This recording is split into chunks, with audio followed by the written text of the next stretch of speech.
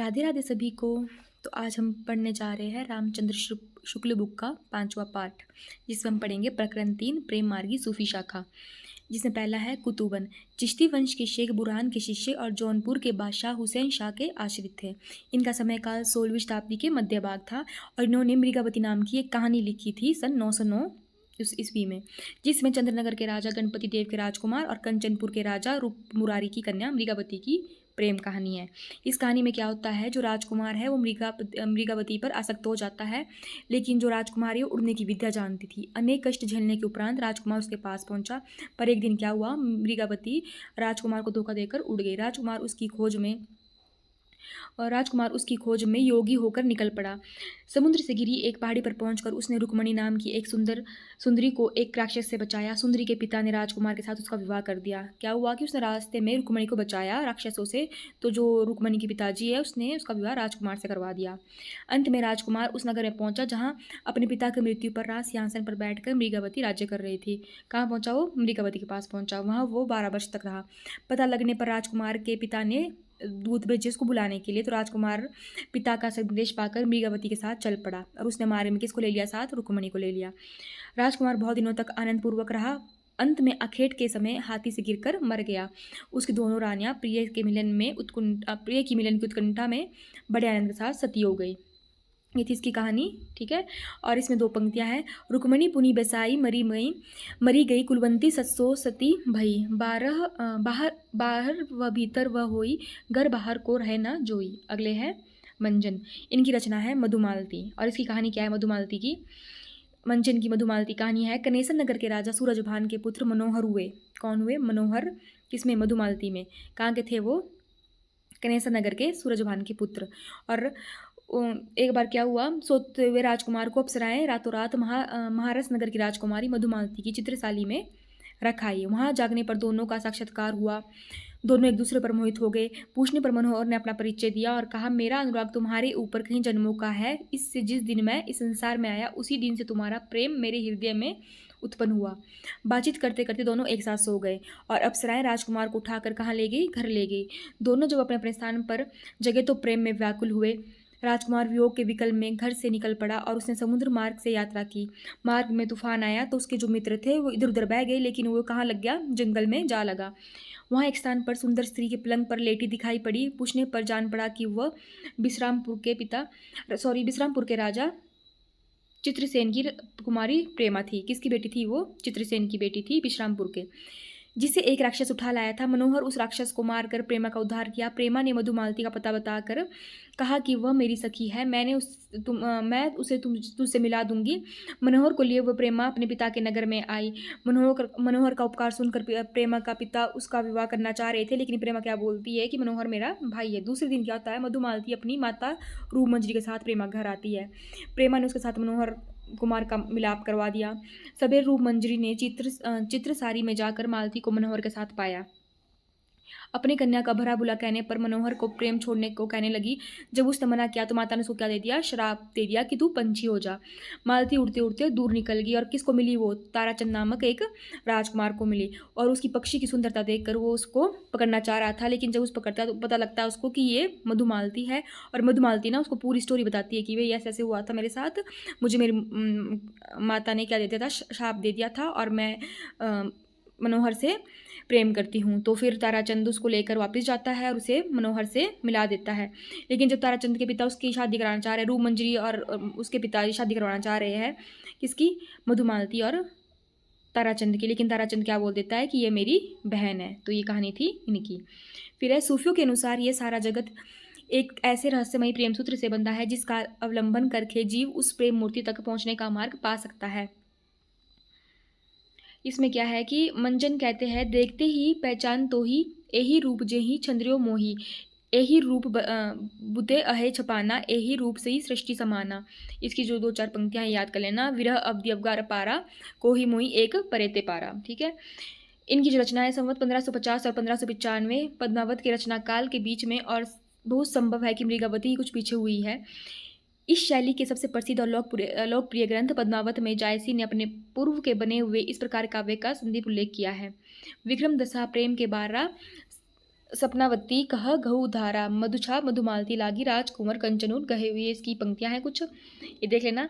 इन पद्यों में जायसी के पहले 4 काव्य का उल्लेख मधुमालती, मृगावती, मुग्धमालती और प्रेमावती है। कि जो पद्य में जायसी के पहले 4 का उल्लेख हो कौन से है? मधुमालती, मृगावती, मधुवती और प्रेमावती। उस्मान की चित्रावली में मधुमालती का उल्लेख किया हुआ है। कि पूछा जाए कि मधुमालती का उल्लेख और किसमें किया हुआ है जायसी के अलावा, तो उस्मान की चित्रावली में, और उसमें जो कुंवर का नाम है वो मनोहर ही बताया गया है। जैन कवि बनारसी दास अपने आत्मचरित में संवत 1660 के आसपास की अपनी इश्कबाजी वाली जीवनचर्या का उल्लेख करते हुए लिखा है कि उस समय मैं हाट बाजार में जाना छोड़कर घर में पड़े पड़े मृगावती और मधुमालती नाम की पोथियाँ पढ़ा करता था। कौन पढ़ते थे? बनारसी दास जी। तब उन्होंने उस पर पंक्ति लिखी है, तब मैं घर में बैठे रही नाहिन हाट बाजार मधुमालती मृगावती पोथी दोए उचार। कि मैं घाट बाजार कहीं नहीं जाता था, मैं कहाँ होता था, सिर्फ घर में पड़ा रहता था। और क्या पढ़ता था? मधुमालती और मृगावती की कहानी। इसके उपरांत दक्षिण के शायर नसरती ने भी मधुमालती के आधार पर दक्षिणी उर्दू में गुलशने इश्क के नाम से एक प्रेम कहानी लिखी। किसने? दक्षिण के नसरती ने लिखी। किसके? मधुमालती के आधार पर गुलशने इश्क के नाम से। अगले है जायसी, मलिक मोहम्मद जायसी, मोस्ट इम्पॉर्टेंट कवि है। ये सूफ़ी फ़कीर शेख मुइजुद्दीन के शिष्य और जायस में रहते थे। इनकी एक पुस्तक आखिरी कलाम के नाम से फारसी अक्षरों में छपी मिलती है। सन 936 हिजरी के लगभग बाबर के समय में लिखी गई थी। कब लिखी गई थी? ये आखिरी कलाम बाबर के टाइम पे लिखी गई थी। इसमें बाबर बादशाह की प्रशंसा है, उसके संबंध में बताया गया है। भा अवतार मोर ना सदी 30 बरस ऊपर कवि बदी। जायसी का सबसे प्रसिद्ध ग्रंथ पद्मावत, जिसका निर्माण काल कवि ने इस प्रकार कहा है, सन 927 अहा कथा आरंभ बैन कवि कहा। इसका अर्थ है कि पद्मावती की कथा प्रारंभिक वचन कवि ने 927 हिजरी में के लगभग किए थे। और इस ग्रंथारंभ में कवि ने मसनवी की रूढ़ी अनुसार शायवक्त और शेरशाह की प्रशंसा की थी। किसकी? शायवक्त और शेरशाह। इसमें उन्होंने लिखा है, शेरशाह दिल्ली सुल्तानो चारू खंड तपे जस भानु। पद्मावती की हस्तलिखित प्रतियां अधिकतर फारसी अक्षरों में मिलती है। पूछा जा सकता है कौन से अक्षरों में मिलती है? तो फारसी। इनकी 3 पुस्तकें हैं टोटल, पद्मावती और दूसरी अखरावट और तीसरी आखिरी कलाम। पद्मावत, अखरावट और आखिरी कलाम। अखरावट में क्या लिखा है? वर्णमाला के एक एक अक्षर को लेकर सिद्धांत संबंधी तत्वों से भरी चौपाइयां कही गई है। इसमें छोटी सी पुस्तक में ईश्वर सृष्टि, जीव, ईश्वर प्रेम आदि विषयों पर विचार प्रकट किए गए हैं। इसमें अखरावट में। और आखिरी कलाम में कयामत का वर्णन किया गया है। जायसी की अक्षय कृति का आधार क्या रहा है?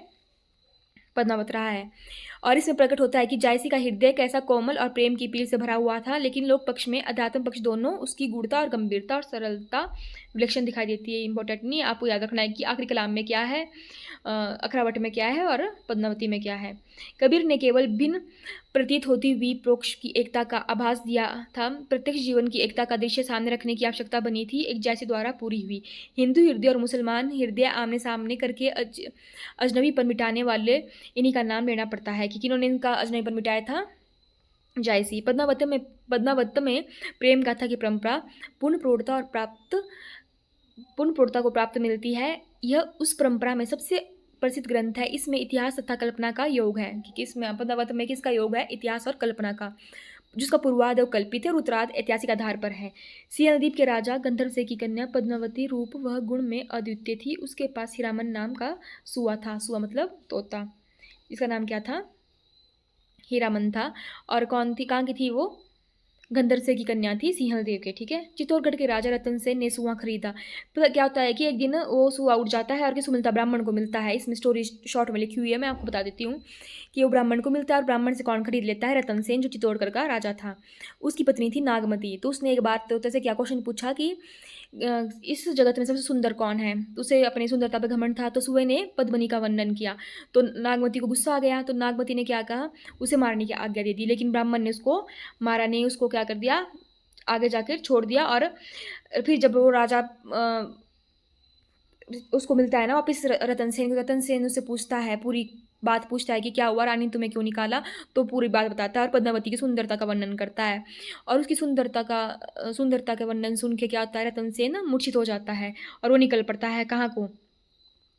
वो निकल पड़ता है सिंगल किसको ढूंढने के लिए? पद्मावत को ढूंढने के लिए। रतन सेन की सभा में राघव चेतन नामक पंडित था, जिसने यक्षिणी सिद्धि प्राप्त थी। ये याद रखना। कौन सा पंडित था? राघव चेतन। फिर क्या हुआ कि जब वो वहाँ पहुँचता है तो फिर पद्मावती से मिलता है, तो बाद में उससे शादी कर लेता है, उसको लेके आ जाता है। तो क्या होता है, उसकी सुंदरता पर कौन, अलाउद्दीन भी उसकी सुंदरता पर क्या होता है, आसक्त होता है। तो वो एक पत्र भेजता है कि पद्मावती को उसके पास भेज दो, लेकिन वो मना कर देता है। कौन, रतन सेन। तो कई वर्ष तक उनमें युद्ध चलता है। तो एक बार क्या हुआ कि अलाउद्दीन जब रतन सेन के वहाँ आए थे संधि के लिए, तो उसने शीशे में किसको देखा था, पद्मावती को। ये हमने मूवीज़ वगैरह में देखा था कि अलाउद्दीन खिलजी ने सबसे पहले कहाँ देखा, पद्मावती को, एक शीशे में उसका प्रतिबिंब देखा था। तो बाद में क्या होता है कि वो अलाउद्दीन रतन सेन को क्या बना देता है, बंदी बना लेता है। जब बंदी बना लेता है तो फिर वो जो रानी होती है ना, वो थोड़ा दिमाग लगाती है और क्या करती है, गोरा और बादल नामक दो वीर के साथ वहाँ चल जाती है 700 पालकियों के साथ। कि उनको लगता है कि वहाँ से पालकी आई हैं, कुछ गिफ्ट लेके आई है, कुछ गिफ्ट वगैरह दिए होंगे। लेकिन क्या होता है, उसके अंदर दो वीर होते हैं, गौरा और बादल। जैसे ही वो पालकी अंदर पहुँचती है तो उसमें सैनिक छिपे होते हैं और वो बाहर निकलते हैं और क्या कर देते हैं, आक्रमण कर देते हैं। और किसको, रतन सेन।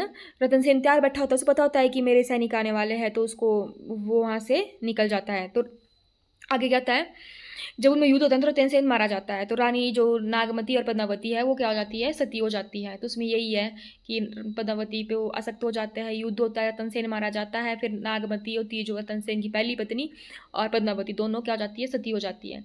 प्रेम गाथा की परंपरा में पद्मावत सबसे प्रौढ़ और सरस है। प्रेम मार्गी सूफी कवियों की और कथाओं से इस कथा में यह विशेषता है कि ब्योरों से भी साधना के मार्ग, उसकी कठिनाइयों और सिद्धि के स्वरूप आदि की जगह जगह व्यंजना होती है। जैसे कि कवि ने स्वयं ग्रंथ की समाप्ति में कहा है, तन चित उर मन राजा की ना, यह सिंगल बुद्धि पद्मनी चिन्हा। फारसी की मसनवी शायरी पर लिखी गई है।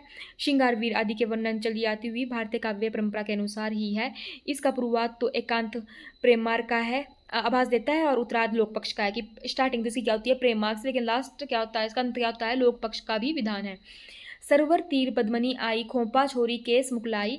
फिर है अगला है, बरूनी का बरनो इनी बिनी साधे बानु जानू दुई आनी। ये इसकी प्रमुख पंक्तियां हैं। अगले कवि है उस्मान, जहांगीर के समय थे और गाजीपुर के रहने वाले थे। इनके पिता का नाम शेख हुसैन था।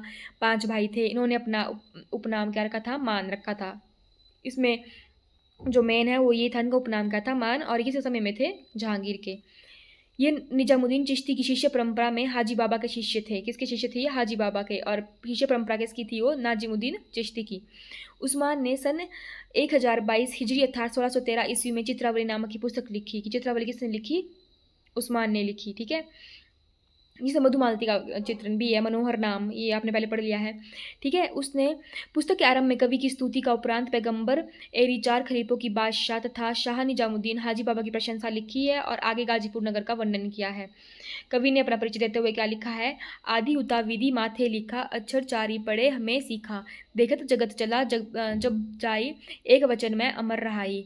वलदीप देखा अंग्रेजा, तहाँ जाई जेई कठिन करेजा। आई नो ये थोड़ी टफ होती है पंक्ति याद करने के लिए, लेकिन आप 1-2 बार पढ़ोगे ना तो थोड़ा थोड़ा रिलेट कर पाओगे, तो ईजी होगा उस टाइम क्वेश्चन टैकल करने के लिए। कवि ने इस रचना में जायसी का पूरा अनुकरण किया है। जो जो विषय जायसी ने अपनी पुस्तक में रखे, उन्हीं विषयों पर उस्मान भी चले। कहीं कहीं तो शब्द और वाक्य विन्यास भी सेम ही थे, पर विशेषता क्या है, कहानी बिल्कुल कवि की कल्पित है। ये कल्पना वाली कहानी है। कि क्या होता है, एक बार नेपाल के राजा धरनीधर पवार के पुत्र के लिए कठिन व्रत पालन करके शिव पार्वती के प्रसाद सुजान नामक पुत्र प्राप्त होता है। कि जो नेपाल के राजा होते हैं धरनीधर, उनको क्या नहीं होते हैं, बच्चे नहीं होते, तो वो क्या करता है, शिव पार्वती की पूजा करते हैं और उनको एक पुत्र प्राप्त होता है, सुजान। एक दिन वो अपने मित्र के साथ रूपनगर की राजकुमारी चित्रावली की वर्षगांठ का उत्सव देखने के लिए गया था। किसका, रूपनगर की रानी थी कौन, चित्रावली। जिसे देखकर आसक्त हो गया, अपना चित्र साथ में टांग कर सो गया। देवलोक वापस आए। अंत में वह सपाटी सुबुद्धि के साथ वह फिर से गदी में गया और वहाँ बड़ा भारी अन्य सन खोल दिया। चित्रावली भी उसका चित्र देखकर, इसमें क्या होता है कि जब वहाँ जाता है ना तो वहाँ चित्र टंगा होता है, किसका, चित्रावली का। तो अपना चित्र भी उसके साथ टांग जाता है और सो जाता है। तो बाद में क्या होता है, जब वापस आ जाता है वो व्याकुल हो जाता है और उसको ढूंढने के लिए चला जाता है, और चित्रावली उसका चित्र देख के क्या हो जाती है, आसक्त हो जाती है। तो एक बार क्या होता है कि जब वो ढूंढने जाता है, तो जो वो होती है ना, राजकुमारी होती है इसमें चित्रावली, वो उसके चित्र को देख रही होती है, किसके, राजकुमार के। तो उसमें ना एक कुटीचर होती है जो उसकी माँ हीरा को चुगली कर देती है कि भाई तुम्हारी बेटी ऐसे ऐसे किसी लड़के का चित्र देख रही है। तो उसकी मम्मी ने क्या किया, उसका पूरा कुमार का पूरा चित्र ही धो डाला। मैं इसको ईजी लैंग्वेज बता रही हूँ और शॉर्ट में, ठीक है। कुमारी के जोगी सुजानपुर को रूपनगर लाया और वहाँ राजकुमारी से मिला, लेकिन कुटीचर ने कुमार को अंधा कर दिया और गुफा में डाला। क्या होता है कि जब वो वहाँ पहुँचता है ना, राजकुमार को लेने भेजती है, वो क्या बोलते हैं, जोगी को भेजती है चित्रावली की, भी जाओ उसको ढूंढ के लेके आओ। जब लेके आते हैं ना, तो क्या होता है, कुटीचर ने कुमार को क्या कर दिया था, अंधा कर दिया था और कहाँ फेंक दिया था, गुफा में। अजगर ने वहाँ उसको निकल दिया। देखना, ये थोड़ी सी ना बहुत मतलब ऐसे अतिशोक्ति वाली कहानी लगती है कि अजगर ने उसे निकल दिया, लेकिन फिर कुमार की विरह की ज्वाला से घबरा कर अजगर ने वापस उसको उगल दिया। क्या होता है, पहले खा लेता है और फिर वापस निकल देता है कि उसकी विरह की ज्वाला देख के कि भाई ओ ये तो प्रेम में व्याकुल है या कुछ भी, तो उसमें थोड़ी कल्पना वाली कहानी है ये।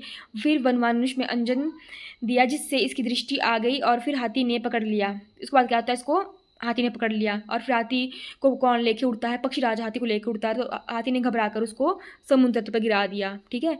वो जब वहाँ से कुमार सागरगढ़ पहुँचा तो वहाँ राजकुमारी कमलावती की कुलवारी के आश्रम में विश्राम करने लगा। तो क्या होता है कि जब वो समुद्र तट पहुँचा ना, तो वहाँ कौन होती है, कमलावली होती है, उसकी फुलवारी में विश्राम करने लगा।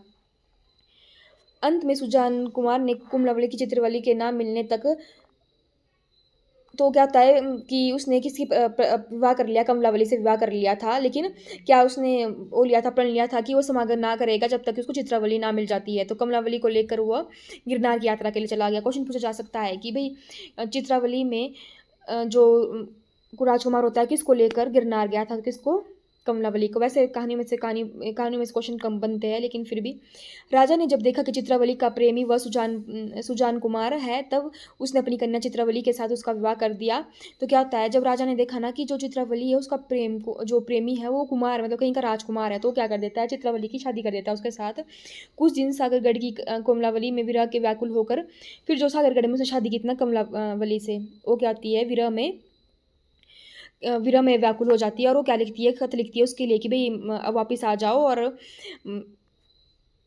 कमलावली उसका वेट कर रही है। तो फिर क्या होता है, सुजानपुर चित्रावली को लेकर स्वदेश की ओर प्रस्थान करता है। मार्ग में कमलावली को भी साथ में लेके जाता है। मार्ग में कवि में समुद्र में तूफान का वर्णन किया। अंत में कुमार अपने घर नेपाल पहुंचा। ठीक है, अतिशोक्ति वाली कहानी है, इतनी इंपॉर्टेंट नहीं, लेकिन एक बार पढ़ ली तो ध्यान रहेगी। इसमें क्या बोलता है, महादेव जी राजा धरणीधर पर प्रसन्न होकर वर देते हैं कि देख देत आपन अंसा आप तोरे होइया निज बसा। ये इसकी कुछ पंक्तियां हैं, इतनी इंपॉर्टेंट नहीं है। अगले है शेख नबी। जौनपुर जिले में दोसपुर के पास मऊ नामक स्थान में रहने वाले थे। इसमें इंपॉर्टेंट डायरेक्ट है कि ज्ञानदीप नामक इनका क्या था, काव्य था, जिसमें ज्ञानदीप और रानी देवज्ञानी की कथा है। किसकी, ज्ञानदीप और देवजानी की, ठीक है। क्या है कथा, इसमें कहीं कहीं देवजानी है, कहीं कहीं देवज्ञानी है, तो दोनों याद रखना, ठीक है। तो इसमें इतना याद रखना कि ज्ञानदीप में रानी कौन थी और राजा कौन था। राजा कौन था, ज्ञानदीप, और रानी कौन थी, देवज्ञानी।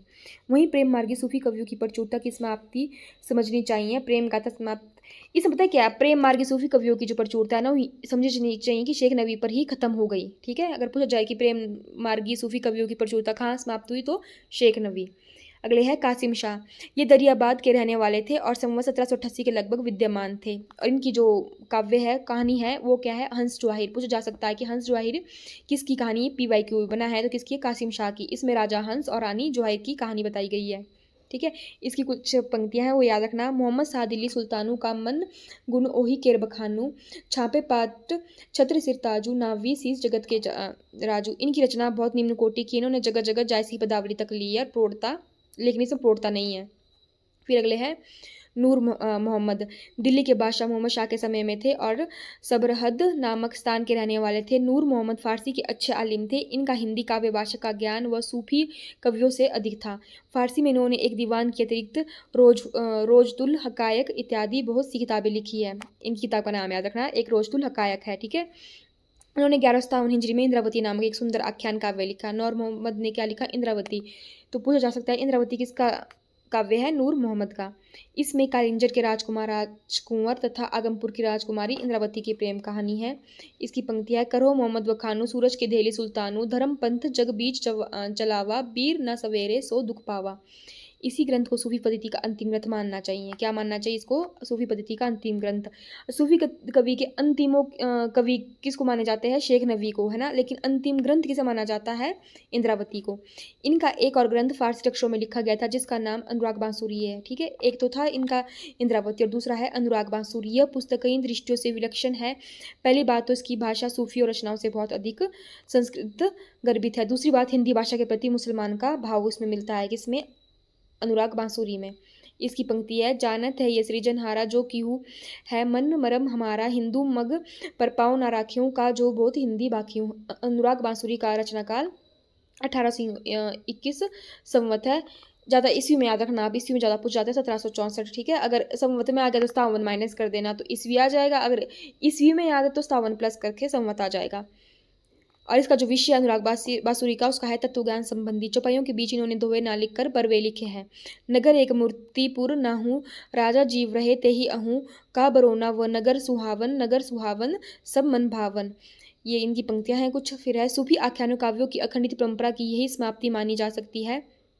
सूरदास नामक एक पंजाबी हिंदू ने शाहजहां के समय नल दमयंती कथा नाम की एक कहानी लिखी। अच्छा, ये सूरदास अलग है, जो सूरदास हम कृष्ण भक्ति में पढ़ते हैं वो अलग है, ठीक है। ये पंजाबी हिंदू शाहजहां के समय के थे। इन्होंने नल दमयंती कथा लिखी थी। इस ढंग से पिछली रचनाओं में चतुर्मुकुट की कथा और यूसुफ जुलेखा उल्लेख योग्य है। तो आज के लिए इतना ही, बाकी हम कल पढ़ेंगे। तब तक के लिए बाय, राधे राधे।